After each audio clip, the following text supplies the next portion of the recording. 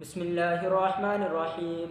وعن أبي هريرة رضي الله عنه قال نهى عن الخصر في الصلاة. حضرت ابو ہریرہ رضی اللہ عنہ سے مروی ہے کہ رسول اللہ صلی اللہ علیہ وسلم نے نماز میں کوک پر ہاتھ رکھنے سے منع فرمایا۔ یہ حدیث ریاض الصالحین میں موجود ہے۔ اس حدیث میں اللہ کے نبی صلی اللہ علیہ وسلم نے نماز کے اندر کا تو حکم بیان فرمایا، لیکن نماز کے باہر کوک پر ہاتھ رکھنا یہ مکروہ ہے یا نہیں، تو یہ بھی مکروہ ہے، یعنی نماز کے باہر کوک پر ہاتھ رکھنا یہ بھی مکروہ ہے، لیکن دونوں میں فرق ہے۔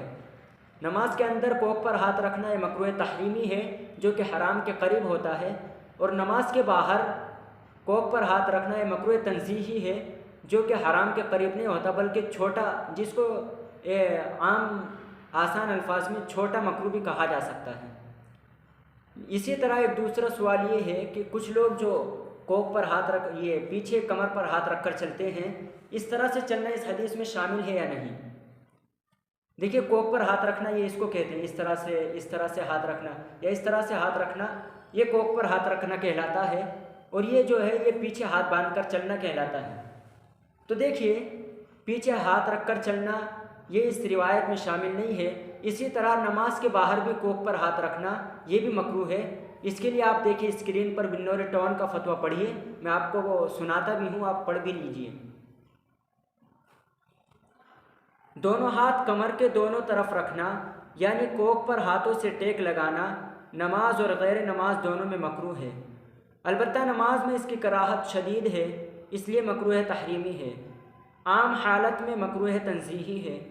حدیث مبارک میں نماز میں کوک پر دونوں ہاتھ رکھنے کی ممانعت وارد ہے، اور اس ممانعت کی محدثین کرام نے مختلف احادیث کی روشنی میں متعدد وجوہات ذکر کی ہیں، یعنی کوک پر ہاتھ رکھنا کیوں مکروہ ہے اور کیوں اس سے منع کیا گیا ہے، اس کی کچھ وجوہات ہیں۔ دیکھیے، نمبر 1، ابلیس جب راندہ ہو کر زمین پر آیا تو اس نے یہ ہیئت اختیار کی ہوئی تھی۔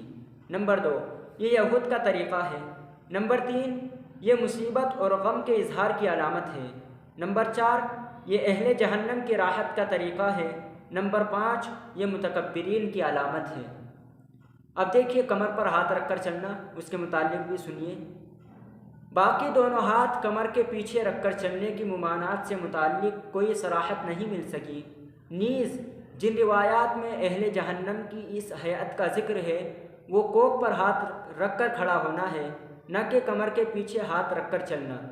البتہ ہمارے اکابر میں سے حضرت مولانا مفتی محمود حسن گنگوہی رحمۃ اللہ علیہ نے ایک سوال کے جواب میں اس کو نامناسب کہا ہے۔